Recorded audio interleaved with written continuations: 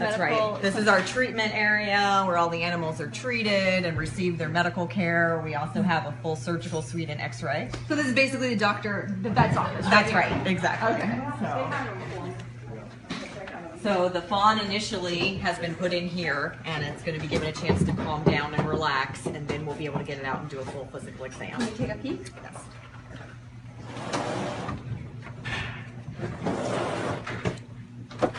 So the fawn has been put in this crate for now. We're going to let it calm down and relax, and then we will be able to get it out a little bit later and do a full physical exam and see what's going on. And do you have any background on why the folks brought it in? Not yet. Not yet. Yep. Okay. And do you know how old it is?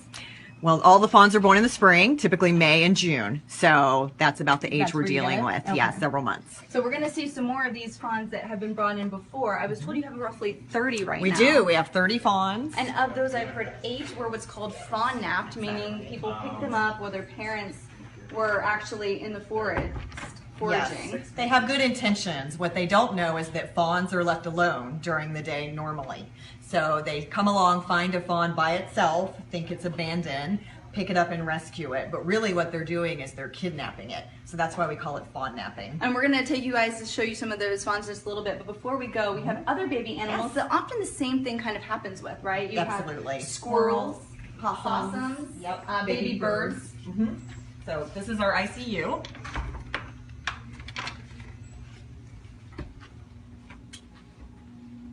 And so we have store here. Yeah. So this is your baby ICU? That's it's like right. a NICU. It is. This is like our neonatal intensive care unit where all of the most critical, smallest neonates are. And so right over here, you have, these are the squirrels, yes. right? So it is fall squirrel season, and we're starting to get in infant squirrels that have just been born last week. And sometimes they fall from their nest. And these are some little babies. Yeah, so eyes still closed, ears still closed, naked, helpless.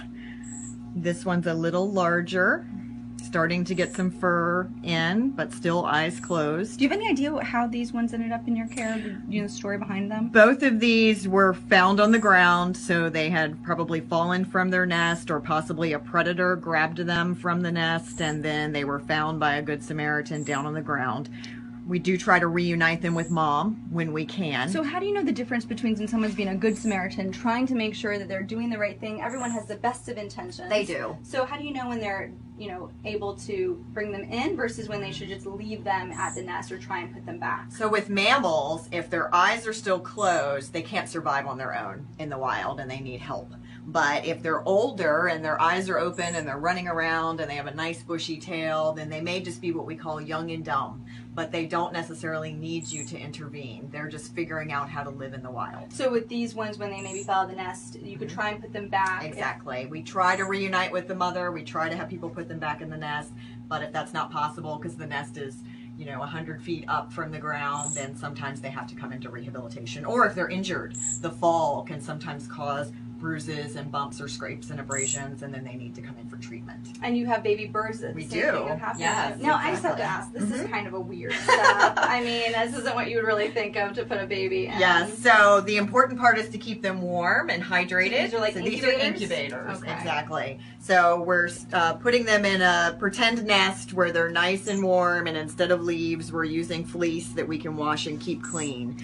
But the box on top of it? The box on top of it is to keep the area nice and warm and make sure that they don't get hypothermic, which is a low body temperature. So if somebody finds one of these on the ground, they can't put it back in the nest. A lot of people think though, hey, once I touch it, that baby, the mom won't accept it. I can't give it back to the mom because they're gonna hurt it or abandon it again. And that's a complete wives' tale. Not true, Not guys. true. That is a myth. It's the most common wildlife myth. You can help wildlife, pick them up, warm them up in your hand, and then put them back in their nest because mom can raise them much better than I can. And if you still have to bring it in, should you put it in a box like that? Yes, you want it in a nice, warm, quiet, dark space. Keep it warm. You can use heating pads or you can use rice in socks that you can heat up in the microwave. All of those things will help provide warmth. And same thing with birds? Yes. I mean, these look a little bit more open air. Yep. So this guy is a little more feathered because they aren't quite in such a tight nest. So we try to mimic what a bird's nest would be like in the wild with our knitted nest here. This is a cuckoo, and we don't get a whole lot of those in. So he's hungry, as you can tell. Yeah. Let's see if he'll eat anything. This is our baby bird tray over here. This is just a smorgasbord. That's right. So we have formula, we have pieces of fruit, we have mealworms, we have dog food. Just look at those worms. That's yes. like deliciousness right there. That's right. So let's see if our guy is hungry. Can we pull him yeah, out let's pull him out here so we can see him better. There we go. Oh my gosh. So sometimes it's kind of like the airplane coming for the food, and we'll see if he'll gape for us. No, not hungry. Like, no, Mom, I'm not going to eat today. Not hungry. We'll see if our next you can see those feathers coming in on him too, yeah, so right? these are called pin feathers, and these are the feathers that are beginning to erupt. So when he first came in, he was all downy and fluffy, and as they get older, the feathers start to develop. How old is this guy? This guy is probably a couple weeks old. Baby birds develop really quickly, so they go from egg to fledgling in just a matter of weeks. And when would he start flying? He'll probably start flying in a couple more weeks. So eventually he'll start perching, what we call branching, and then he'll get to the point where he'll jump and try to take his first flight. And we saw a couple birds over here that are at that stage. Exactly, Let's go take a look at yes. them. So these guys are older, and they are already fledging for us. Oh, so, yeah, there he goes. You can see him flying around. Open this up. Yeah, let's open this up. Just make sure he doesn't fly What kind out. of bird is this? This is a house sparrow. We'll see if he's hungry. Nobody's hungry for us today. My students have probably already fed them. They do a great job of keeping them well fed. And he's older, you said, so he's on mealworms? He's on mealworms, and you can see he's getting his own meal, so he can start pecking at that and getting used to feeding himself. So. And the plan is to release these guys back into the wild. All of these animals, the plan is to just rehabilitate them to the point where they can take care of themselves, and then release them to the wild. And it's not just the birds and the squirrels. You have yes, we have possums. Possums. So. And these guys most people probably don't mess with them too much, right? Well, a lot of people will find baby possums if the adult has been hit by a car. Oh, okay. And they'll have babies in the pouch. So this is North America's only marsupial. So these are our kangaroos. They live in a pouch, and they can have up to 11 babies. And for some reason, people don't like possums, but what they don't realize is possums are tick-eating machines. Really? So this is your best defense against Lyme disease if you have a possum in your backyard, and it will help eat all the ticks in your yard. And the kind of crazy thing is people love kangaroos. They do. Want to go hang out Correct, with them and hold see them, but they don't appreciate what we have right here in our area. Are these guys all brothers and sisters? They are. So these are all from the same litter. And how old are they? These guys are probably about a month to a month and a half old. So in another couple of weeks would be when they would be emerging from the pouch and be able to be on their own. And then what's the plan? How do you release them? You just go out back where you guys have all these acres and let them go? Or we don't. We actually try to return them from where they came. So we find out where they were rescued from, and we try to return them to the same area. Can I pet? No petting. Oh. No See, petting that's wildlife. The problem, this right? is the problem. That's They're the cute. problem. People want to cuddle and pet wildlife, but we want to keep them wild. Yes. So I'm happiest when my patients hate me. So I want them to not like me and to be returned wild and angry. Yeah. So yes. Not want to go towards the humans. Absolutely. Away from them. Absolutely. Yeah, we're their predators, so they need to run from people. And you have some younger guys over here, yeah, right? So these guys are a little bit smaller from a different litter. Oh. Clean these glove boxes. Glove boxes perfect, right? make great substitute pouches, so yeah. So where, do you know where these guys came from and what part of Virginia you'll try and return them to? I do not offhand, but we certainly have all that information in our database. And then you take it. And absolutely. We look all that up before release and return them back where they came from. So it's very tempting to want to just get in there and pet these guys. Yes. But you heard it. You're not supposed to touch wildlife. Keep wildlife wild. That's right. That's what happens. So no selfies with wildlife. And yeah, we're going to go see a bird that was brought here due to some folks trying to take selfies with it too later. And we saw out here, so this is the NICU. If you're just joining us on ABC, we're at the Wildlife Center of Virginia, where we're going to teach you guys all about wildlife and when to touch them and when to not. Yeah. That's right. So over here is where you get all their food ready, right? Yes, this is our animal kitchen. And some of this looks delicious, I have to say. I mean, yeah, so when we've done a good job preparing meals is when it makes us hungry. I don't know, I'm going to disagree with you a little bit. I saw some of the bird feed over there. Yes, and we do feed mice and chicks and other things that aren't quite edible, so. But let's go right over, oh, I guess you moved them already, took them out to the birds. Uh-huh. You should have dog food and cat chow, or do you get dogs and cats here too? We don't, but dog food can be a base for some of our wildlife diets because a lot of them are omnivores as well as the bird seeds and things like mixed nuts and cracked corn. So we use all of these to produce balanced diets for our wildlife. And so you guys are set, and we're here with the president. Oh, hi. I'm Ed Clark. I'm the president and co-founder of the Wildlife Center. Nice to have you with us. Thanks for having us. All your viewers as well. And we just showed our viewers the equivalent of the NICU for the wildlife here. Exactly. When their eyes are closed, you said, is when you should try and either return them to the nest, and if impossible, bring them to you or a center like yours. But we're going to head outside here and see some of the other animals and these fawns that you have are some of the ones that would fawn now, right? Okay, so let's go check that out. Let's go out this door. Here we go. Yeah, one of the things that we are constantly trying to impress upon people is that Walt Disney doesn't live in the real world.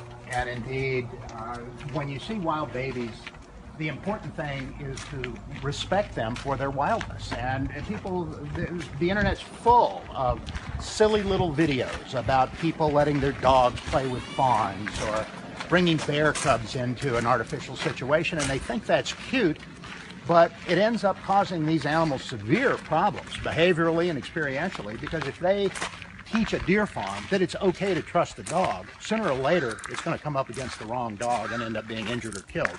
The other problem is that a 20-pound fawn is cute with little spots, and that's all fine. But when he's a 200-pound buck with a 10-point rack, and he's looking for attention, that can be dangerous. Yes. I mean, truly, truly dangerous, and people don't think about that. So part of our mission here at the Wildlife Center is literally teaching the world to care about and care for wildlife and the environment.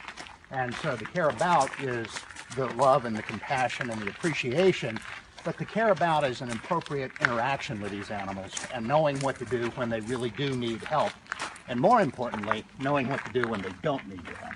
How is somebody, though, supposed to be able to really tell the difference? A lot of these stories we hear with the bison at Yellowstone or the seal pups or even the baby deer that still had, I think in one case, an umbilical cord attached, when they're doing good and when they're doing harm. Well, what is like the level of intervene, don't intervene? Well, in very, very few of those situations is the situation a true emergency where instant intervention is necessary.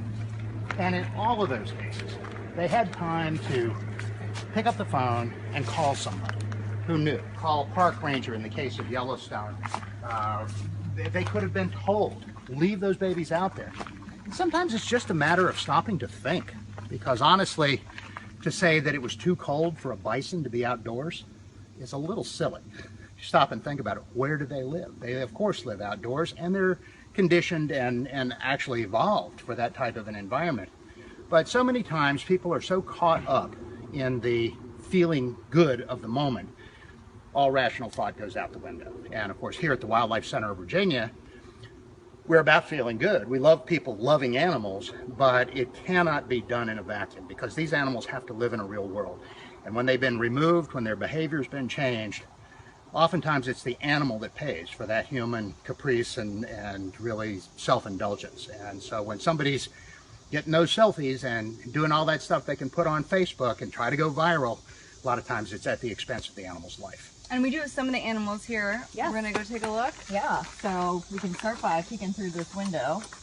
And you'll notice the fence is solid. They can't see us. Are these some older guys or younger? This is just one of our yards. This is the yard? Yeah. And And you guys are on how many acres here? Well, the Wildlife Center owns 20 acres, and then we adjoin the George Washington National Forest, where we have, under a special use permit, another 6 or 7 acres that are available to us. Yeah. So you can see, we're going to go in there and check out some of these guys, but we don't want to touch them again. No, and you'll see that they're not running over, or most of them aren't. And that's the reason we have a solid fence, so they don't get so used that they to can't see people. When we're up here, generally, we try and discourage as much conversation as possible. You don't want them used to even the human voice. We don't want them to get comfortable around people. So even the ones that are in the large yards, and these yards are 40 feet square, they can't see out. When they're the few that are still nursing in these large yards, we open these trap doors and put the bottles in a rack so that they literally will know that the bottle is food, but not the human hand. You don't want the association between the Precisely. human and the food. Precisely. So even the browse, the brush, and greenery that they eat, it's just thrown right over the fence. So as far as they know, it falls from heaven. So, well, let's go take a look. Yeah. That's right. Right in here. I'll let Kelly lead the way.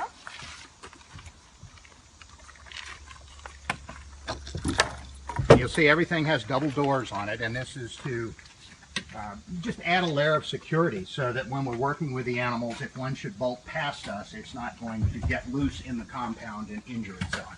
You have a lot of other kind of animals out here too. I believe you have bear cubs. We have a lot of animals here. We have, I think, on site right now, I believe it's 9 cubs and 1 yearling, and we're expecting as many as 3 more cubs later today that have come in from various areas. You don't want them to come up to us though, right? At this point, we do feed them, so they associate humans with feeding, but they will grow out of that and wild up as they get older, and we stop feeding them. Throw the brush over exactly. the Yes. And you'll see that they're all still skittish. They're so one clap. Easily frightened, and that's what it should be. Yes. And as the human contact goes down, indeed that wariness and wildness goes up. And then when we're ready to capture them for release, we literally will come in here and rodeo style, if you will, create a line of people across here and just move in on them and literally catch them, take them out of here, blindfold them immediately, take them out, put them in a horse trailer, and take them off to their permanent home in the wild. And so their last experience here is a little stressful, not harmful to them, but it doesn't leave a taste in their mouth that makes them want to rush right back. So you do that in order to make sure that they kind of associate the human in their last experience with danger? Exactly. And you know, again, it's not hurting them, but it's stressful. They don't like being held. They don't like being confined or constricted. And yet that's the safest way, because their tiny little legs are so fragile, so easily broken. So we can know that by handling them properly, and of course all of us that do it have a great deal of experience, that they can't hit their little legs against some hard surface and risk a fracture that could end up being fatal for you. Now, I believe I was told that you have about 30 fawns here. We do. We have 30 right now. 30 right now. And Correct. of those 30, how many were fawn now? About 8 or 9. 8 or 9. That's a pretty significant amount. And so despite the incredible amount of education that we do over the phone to try to talk people into not kidnapping fawns, it does happen, and it's our mission to continue to let people know that it's normal for a fawn to be alone during the day, and that they do not need to rescue it and save it and bring it in, that mom will come back at dusk or dawn and feed that fawn. So the big takeaway here is if you see it, leave it? Leave it. Leave it. Check back the next day if it's still there the next day, or if it's covered in fly eggs, or if it's bleeding or broken, then obviously it needs help. But just because it's laying there alone doesn't mean it needs rescued. And if they do see it injured, should they still be the ones to pick it up and bring it to you, or is it better to maybe call Animal Rescue or call your local wildlife center? They can always call first and get instructions on the proper way to handle the fawn and help the fawn. Let animal control help them as well. So give us a call. Give your local wildlife rehabilitator a call for that information first. Now, one of the other things that we really, if there was one piece of misinformation to erase from the public's mindset, it's that if you touch a wild animal, the mother's going to come back and smell the scent of humans and abandon her baby. That's not true. No matter how badly you smell, I promise that mother's going to take her baby back. And we occasionally get calls, I found a fawn, it's tangled in a fence, the mother's here, I can't touch it. Well, indeed, common sense works just as well outdoors as it does in other settings. So yes, you can touch it. We don't encourage people to do that without instruction first. Pick up the phone, give us a call. We'll tell you how to safely untangle the animal, move it out of the street if it happens to be in a bad spot or confined in an area, and then just put it back. Let Mama come take her. They will come back, and they will take them. They'll call them from great distances. It's really remarkable to see. Wow. Yeah, the maternal bond is very strong. And it takes a lot more than the human scent to break That's that right. bond. So why, with the ones that were fawn napped, weren't you able to just take them back to location and give them back to Mom? Because they didn't call us in time. Yes. People will find a little fawn like this, Like or the these tiny ones little here? ones. They'll bring it into the house. They'll keep it for 2 or 3 days. They'll keep it in their house for 2 Oh, or 3 days? you can't even imagine some of the things we see. And they'll feed it cow's milk, which if fed long enough will kill it.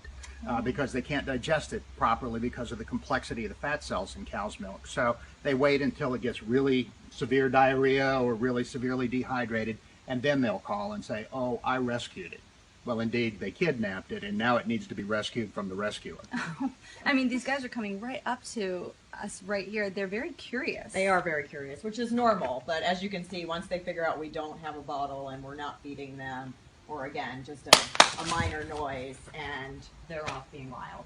And so you said most of them are born in the spring, so these guys are a couple months old. Yes. How big May or June. will this guy right here, about how big would you expect one of these fawns to get? Full grown? Full grown. Oh, I mean, they'll be 100 pounds when they're full grown. Yeah, small doe would be 100 pounds. Right. A large doe could be 130, 140 pounds. A buck that had a good You have food bucks here? Yeah, they're males Yep, in here There are as well. males in here? They don't get their antlers until their second year, and yet a big buck that has good food supply could go over 200 pounds. And Wow. when those front feet are called into play aggressively, their little hooves are really, really sharp and really, really hard, and they can do a lot of damage. So See them right even here, though they yes. look cute and they look delicate and they look like something you'd like to cuddle, Look like Bambi. they look like Bambi. Boy, and Bambi's a 4-letter word here at the Wildlife Center. So, let them take a look. So although these guys look cute, the main lesson here is leave them be. Leave them be. That is They are exactly not right. pets. And again, we encourage people, if they have a question, to pick up the phone and give us a call, because we're happy to talk to people about what they're seeing. We're happy to give information. And indeed, we have a network of local community volunteers statewide. So if somebody sees something, they believe intervention is necessary, if it is necessary, even if the caller doesn't feel comfortable or doesn't feel competent to do it himself or herself, we have a network of people, other wildlife rehabilitators and volunteer transporters that can be on scene, on site very quickly to help out and that's really here in do the what's state needed. of Virginia, but there are wildlife centers across the country. There are wildlife centers across the country, and indeed we have a network nationwide, and we can often refer people to local community centers. So we'll get calls. I remember one day we got a call from somebody driving down Rodeo Drive in Los Angeles, found a hummingbird. Oh, there you go. And the one hummingbird rehabilitator I knew in California was 15 minutes away, and the caller thought There you we go. were miracle workers. It was just a miracle she asked the one question I could answer. Well, we'll leave these guys be, but we'll All right, let our right. viewers have one last look. They may look cute, but leave them be. You are not always helping. You are sometimes fawn napping. Exactly. Being alone is not a problem. It's kind of interesting. It's a little counterintuitive probably for most people that the mom would leave the baby alone. Well, if you look at the way the deer head is, they don't have very wide peripheral vision. And their vision is very, very specialized to detect motion, but they don't have a wide range of vision. So when the mother is feeding or drinking and her nose is to the ground, her range of vision is showing her only about 2 feet on either side of the tip of her nose. So she can't see danger coming. And indeed, they have little musk glands on their legs that give off a scent that becomes sort of the telegraph with which they communicate with other deer in their transportation, if you will, corridors. And in fawns this young, those musk glands don't give off any sense of smell or any smell at all. So predators have no way of tracking back to find the fawn. The mother, the musk glands on her ankles will leave a little scent on the grass as she moves off, and that's what predators will follow. These guys can lie still, give off no scent at all. Predators will walk right past So them. mom will leave them be because they don't smell, and then they're safe from They the are predator. safer alone than with her when they're not old enough to keep up.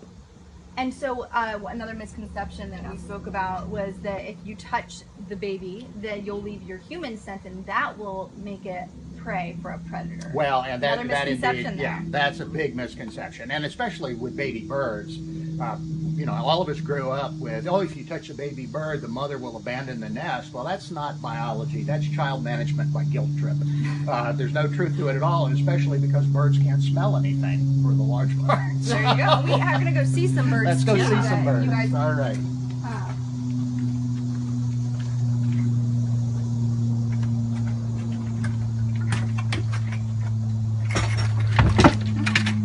a double door there makes it. We can't even get out. I guess Pretty the much. animals It's getting out. better safe than sorry. Yeah, with all the rain we've had lately, these things are all swelling up. So you can see you have different pens all across this property here, different kinds of We do, and animals. every species is kept separately. And as you can see, it's a nice walk out here so that they are truly in the wild, getting acclimated to what they're going to have once they're released.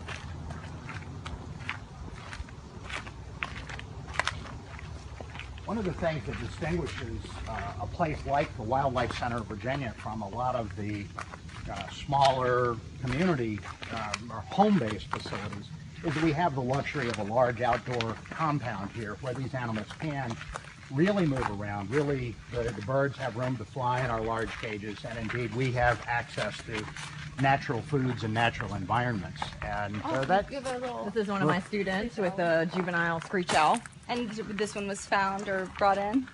Yes, this is one of the juveniles that we're raising here. Yeah, he's actually up for release very soon. I just brought him in to be banded. Excellent. Good.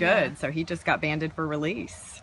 excellent. He's doing great. Great. So you release almost every animal that gets brought in here. That's the goal. Well, everyone that Thanks, Michelle. is able to go back and function normally. Unfortunately, a lot of the animals that we get are severely injured, and you know, if they're missing a leg, if they're otherwise compromised, for certain of the hawks or falcons, if they're missing an eye, they can't go back to the wild. And in those cases, if we can, we try to place those in educational facilities. But unfortunately, we have to euthanize a lot of them. And we just passed this bird here. This was This is a loon. A loon, which Correct. I It's a common loon. have never, I don't think, seen. Oh, really? Can Okay. we take a quick look Sure, at it? yeah. Because this bird, you were telling me, was brought here after being subjectified to selfies, right? Yes, unfortunately, that was part of its history. So how did that, can you tell us how that story go? It was brought here because... Someone found this bird down because loons have feet very far back and they cannot walk on land. Okay. They can only swim. So a lot of times when it's raining, they will think that a parking lot is a large lake or pond, and then they crash into the parking lot. So someone finds birds like loons, they cannot walk, but after finding it, of course, they wanted to take selfies with it and keep it versus doing the right thing and bringing it into rehabilitation. And there's a lot of stories like that Yes, nowadays with there people are. finding animals, taking selfies. Yes. And the danger of that is... Right. Meanwhile, this bird was not receiving care while people were keeping it to get selfies, and it requires very specialized care, very specialized diet. So it needed to get into a wildlife rehabilitator as soon as possible. Well, I can tell you that see the legs there the backwards, common right? loon is actually potentially quite dangerous as well, because if you hold it too close to your face, when these birds are feeling defensive, one of the ways they protect themselves is to stab at the eyes of the predator. And that beak is very, very sharp, and it's got little serrations inside the beak because they're fish eaters. They swim underwater, catch a fish from behind and grab it, and the little serrations inside their beak are like a little saw blade. And I can tell you that I've got a scar on that finger right there I've had for 30 years from a From one of common these loon guys? that I made the mistake So of picking up without gloves. And Never you again. try and take selfies with these guys, they might just peck out your camera lens and your eye. Well, yeah, I'd be a lot more worried about my eye. Yeah. But, For sure.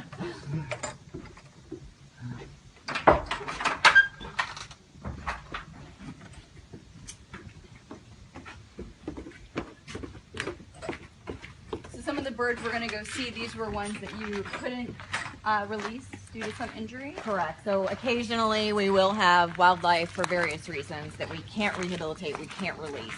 And in those situations, there's only two options. They would either be humanely euthanized, or some of them can be placed to become education ambassadors. And the ones you're going to meet now, we're lucky enough to have that fate.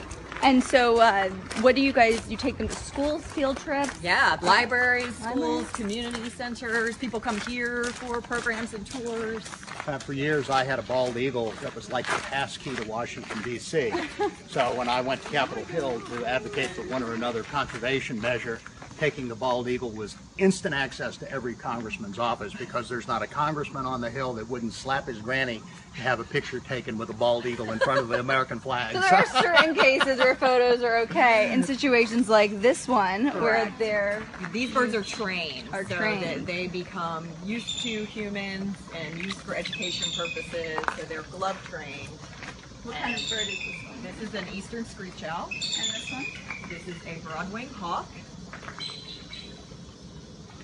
Beautiful. Yeah, it's most recent. And you know it. Well, he'll just come to you?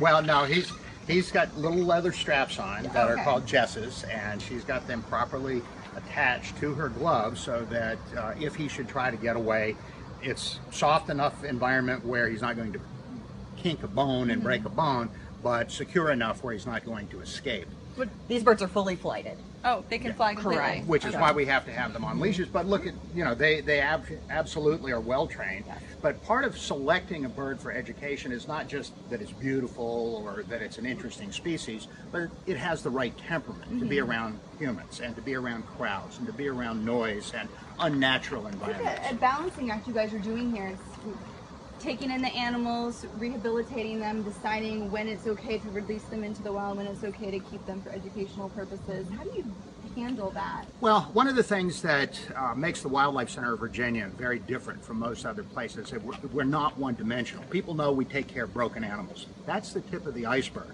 And just like the part of the iceberg that's visible, that's 10% of what we do. Every animal that comes in not only is a patient, but it's a window on the environment for us. So if an animal comes in that's been poisoned, it's great if we can save the animal, but if we don't find out what the poison is, how it got it, and how to prevent other animals from being poisoned from the same source, it's not a success for us.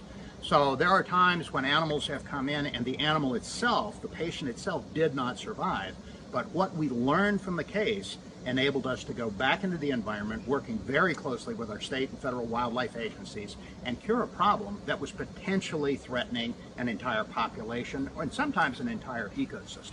Wow. And so what's the big lesson from these guys here when you bring them out? With the screech owls in particular, one of the most common injuries we see in owls is they get hit by cars. And people think, well, that's, because he doesn't look both ways before crossing the road.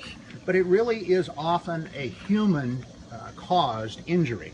When people throw food waste out of their car, let's say you're driving down the road and you're eating an apple. If you finish that apple, you got the apple core, and you're thinking, what am I going to do with this? I don't want it in the... Yeah, it's biodegradable. Some animal can eat it, so you throw it out on the side of the road and you drive on feeling good.